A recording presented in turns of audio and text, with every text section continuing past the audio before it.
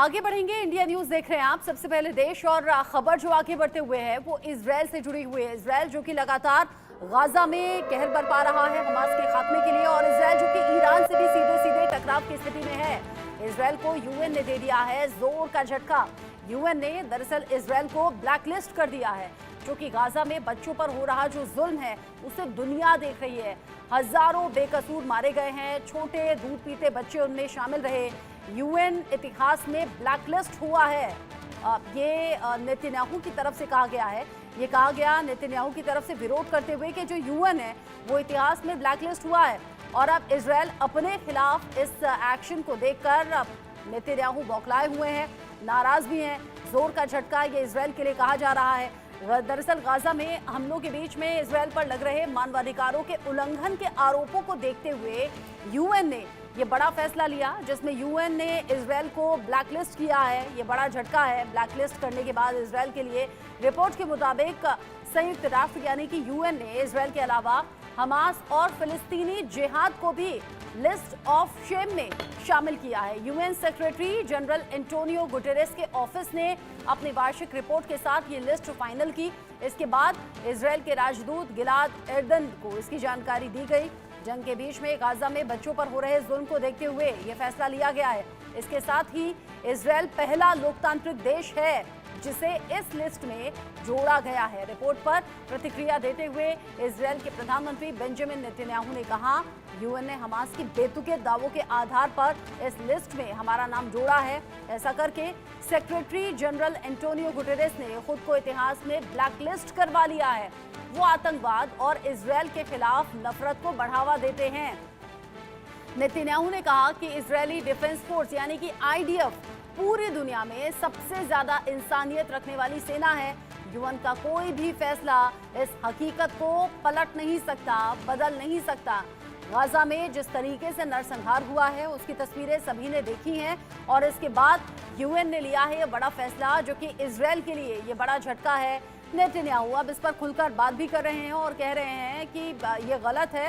Gaza में हो रहे जुल्म पर इससे पहले भी नेतन्याहू को लेकर अलग अलग टिप्पणी देश के अलग अलग, माफ कीजिए, दुनिया के अलग अलग लीडर्स के जरिए हो चुकी है। लेकिन साथ ही साथ यूएन ने सिर्फ इजराइल को लेकर ही ये बड़ा फैसला नहीं किया है, बल्कि हमास और फिलिस्तीनी जिहाद को लेकर भी ये कड़ा फैसला लिया गया है। जबकि बेंजामिन नेतन्याहू कह रहे हैं कि आईडीएफ यानी कि इजराइल की जो डिफेंस फोर्स है उसमें इंसानियत बहुत बेहतर तरीके से, और इस सच्चाई को पलटा नहीं जा सकता। Group captain retired VN Jha sir हमारे साथ जुड़े हुए हैं, साथ ही साथ group captain retired UK Devnath sir भी जुड़े हुए हैं। दोनों ही डिफेंस एक्सपर्ट के तौर पर हैं, युद्ध की स्थिति को बेहतर समझते हैं, कैसे किसी भी देश की सेना युद्ध के हालातों को हैंडल करे। आप दोनों से बेहतर शायद ही कोई समझ पाए, क्योंकि आपने खुद ये एक्सपीरियंस किया है। लेकिन यूके देवनाथ सर, जो कुछ आईडीएफ के जरिए गाजा में हुआ है वो सभी ने देखा है। वहां दूध पीते बच्चे भी मारे गए हैं, वहां पर बेकसूर लोग भी मारे गए हैं। ऐसे में इस नरसंहार के बदले यूएन के इस फैसले को आप कैसे देखते हैं? आज जो यूनाइटेड नेशन सिक्योरिटी काउंसिल में और जनरल असेंबली में ये प्रस्ताव पारित हुआ, पास हुआ, मेरे ख्याल से ये मानव अधिकारों की रक्षा के लिए बहुत बड़ा एक डिसीजन लिया गया है। इससे इजराइल का नाम हॉल ऑफ शेम में चला गया है। हमें समझना पड़ेगा कि इस युद्ध में अभी तक 36,000 गजा के वासियों की मृत्यु हो चुकी है, जिसमें ज्यादातर औरतें, बड़े बूढ़े, बच्चे हैं, बीमार लोग हैं।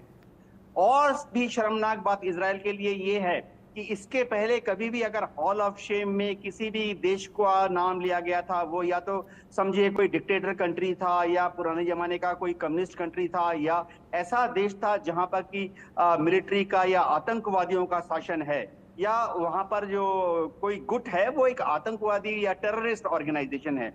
ये पहली बार हो रहा है कि यूनाइटेड नेशन ने एक देश जो कि अपने को पश्चिमी सभ्यता के साथ बराबरी कहता है, अपने लोकतांत्रिक मूल्यों को, डेमोक्रेटिक वैल्यूओं को वेस्टर्न कंट्रीज से के बराबर मानता है, यानी इजराइल, उसका नाम हॉल ऑफ शेम में गया है।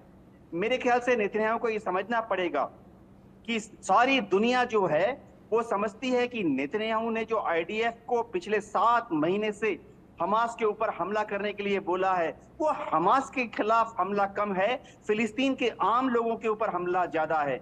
फिलीपींस के जो औरतें मारे जा रहे हैं, बच्चे मारे जा रहे हैं, 15,000 बच्चों की मौत हो चुकी है। यह दुनिया के इतिहास में हमेशा हमेशा के लिए चिन्हित हो गया है। पिछले महीने जब इंटरनेशनल कोर्ट ऑफ जस्टिस ने से भी ऐसा एक रूलिंग आया था कि इजराइल के ऊपर शायद जेनोसाइड का केस बनता है, और वर्डिक्ट भी बहुत क्लियर था कि नेतन्याहू को तुरंत हमास के ऊपर ये हमले बंद करने चाहिए, खासतौर से रफा के आसपास। ये सब रिकॉर्ड हो रहा है, यानी 10 साल के बाद, 100 साल के बाद भी लोग, जब हिस्टोरियंस जो मानव अधिकारों के बारे में बात करते हैं, सब पढ़ेंगे कि किस तरह से इजराइल की आईडीएफ ने हमास गजा के लोगों के ऊपर, फिलिस्तीन के लोगों के ऊपर ये जुल्म उठाया था। देखिए, हम सब भर्त्सना करते हैं। 7 अक्टूबर पिछले साल को हमास ने जो इजराइल पर हमला किया था, इजराइल के 1200 नागरिकों को मौत के घाट उतार दिया था, 250 लोगों को बंधक बना लिया था, उसकी भी हम पूरे दुनिया में कड़ी निंदा हो चुकी है। पश्चिमी देशों में यूनाइटेड नेशन के अलग अलग असेंबली जगह पर प्रस्ताव पारित होकर हमास को एक आतंकवादी संगठन प्राय घोषित कर दिया गया है।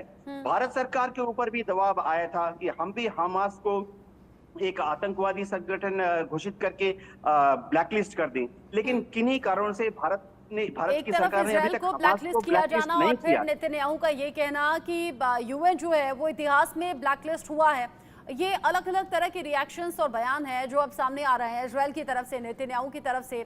लेकिन वीएन झा सर, ये बात तो सच है कि 7 अक्टूबर को जो हमास के आतंकियों ने इजराइल में किया या फिर वहां से जो बंधक बनाकर ले गए, उसका नतीजा आज तक गाजा के लोग भुगत रहे हैं। लेकिन इन सब चीजों को रोका जा सकता था क्या? कोई ऑप्शन निकाला जा सकता था क्या? क्योंकि नेतन्याहू तो शुरू से कह रहे हैं हमास का आखिरी आतंकी जब तक नहीं मारा जाएगा तब तक ये सब कुछ चलता रहेगा, यानी और भी मौतें होंगी। इंटरनेशनल क्रिमिनल कोर्ट में ऑलरेडी नेतन्याहू को लेकर जो वारंट जारी हुआ उसको लेकर हम सब जानते हैं, लेकिन नेतन्याहू ना तो पीछे हट रहे हैं, ना ही यूएन के इस ब्लैकलिस्ट वाले एक्शन से वो कोई पीछे हटने को तैयार दिखाई दे रहे हैं, उल्टा जवाब दे रहे हैं। रचना, थोड़ा सा इतिहास में जाना पड़ेगा। आपने पूछा क्या इसे रोका जा सकता था जो फिलिस्तीनी वहां पे मारे गए हैं, तो याद कीजिए बॉम्बे टेरर अटैक, जहां पे इतने सारे लोग मारे गए थे, और भारत का रिस्पॉन्स क्या था? यही रिस्पॉन्स था ना कि हम कुछ नहीं करेंगे। क्या क्या था भारत ने? क्या कोई ऐसा स्टेप लिया था जिससे कि आगे फिर कभी जो आईएसआई है या पाकिस्तानी जिहादी हैं वो भारत में अटैक नहीं करेंगे? नहीं, ऐसा कुछ नहीं किया था। तो या तो इसराइल भी भारत जैसा बन जाता, कहता कि हाँ आप 7 अक्टूबर को आके हमारे लोगों को मारा, आपने नरसंहार किया, आपने औरतों की अस्मिता लूटी, आप बंधक बना के ले गए, तो ठीक है हम कुछ नहीं करेंगे, हम बात से सब कुछ सॉल्व करेंगे। यही रास्ता था? नहीं, रास्ता वो नहीं था। रास्ता वही था जो इसराइल ने किया था। और उस दिन आप याद कीजिए 7 अक्टूबर को और 8 अक्टूबर को, 8 अक्टूबर को मैं एक एयरफोर्स के ये होती है, यूनिवर्सिटी होती है, उसमें था, और सारे के सारे ऑफिसर्स इसी ओपिनियन के थे कि हमास के ऊपर में अटैक लाजमी था, मैंडेटरी था, और वही एक रास्ता था। हाँ, उसके बाद क्या हुआ? उसके बाद सिविलियंस मरने लगे। सिविलियंस क्यों मरे? आप याद कीजिए इनिशियल दिनों में जब भी आईडीएफ अटैक होता था नॉर्थ गाजा में, तो पहले बताते थे कि ये जगह जो है वो सिविलियन उसको खाली करे, वहां पे हम अटैक करने जा रहे हैं, क्योंकि उस बिल्डिंग के नीचे टनल है जिसमें के हमास ऑपरेटिव काम कर रहे हैं। लेकिन हमास और वहां की जो क्लेरिक्स हैं, जो मुल्ला हैं वहां के, वो कहते थे कि नई सिविलियंस और औरतों को, बच्चों को वहां रखो, जिसको कि वो शील्ड की तरह यूज करते थे। और तब ये जो माउंटिंग अटैक हुआ है उन्हीं दिनों से हुआ है। एक बड़ा सुंदर सा आर्टिकल रचना, मैं चाहूंगा कि आप और आपके जो दर्शक हैं वो कभी इस पे देखें। गाजा में सिविलियंस कौन है, इनोसेंट सिविलियंस कौन है? सिर्फ 10 साल से कम के जो बच्चे हैं वो, और 80 साल से ऊपर के जो बूढ़े हैं वो। इसके बीच में जितने लोग हैं वो इनोसेंट सिविलियंस नहीं है, चाहे वो हमास के नागरिक ना हो, हमास के एम्प्लॉय ना हो, वो चाहे पैलेस्टाइनी हो। देखिए जो छोटे बच्चे हैं, जितने सारे जो वहाँ पे रिलीफ कैंप्स हैं, उस रिलीफ कैंप में इस्लामिक जिहाद, वो उनको बताता है कि किस तरह से इसराइली के ऊपर हम बम फेंकना है, छोटे छोटे बच्चों को। हाँ। और जो हमास के ऑपरेटिव हैं, हमास के लगभग 36,000 से 40,000 के आसपास में ऑपरेटिव हैं, जो कि टनल सिस्टम में या वहां के एडमिनिस्ट्रेशन में रहते हैं। वहां का एडमिनिस्ट्रेशन भी हमास के हाथ में है। तो टेररिस्ट की जो संख्या है लगभग 40,000। एक टेररिस्ट के 2.5 बीवियां हैं, मतलब किसी के 1 हैं, किसी के 4 हैं, उसको आप ऐड कर दीजिए। उसके बच्चे जो 10 साल से ऊपर के हैं, इन सबों को शील्ड के तरह यूज करता हुआ आ रहा है तभी से 7 अक्टूबर से।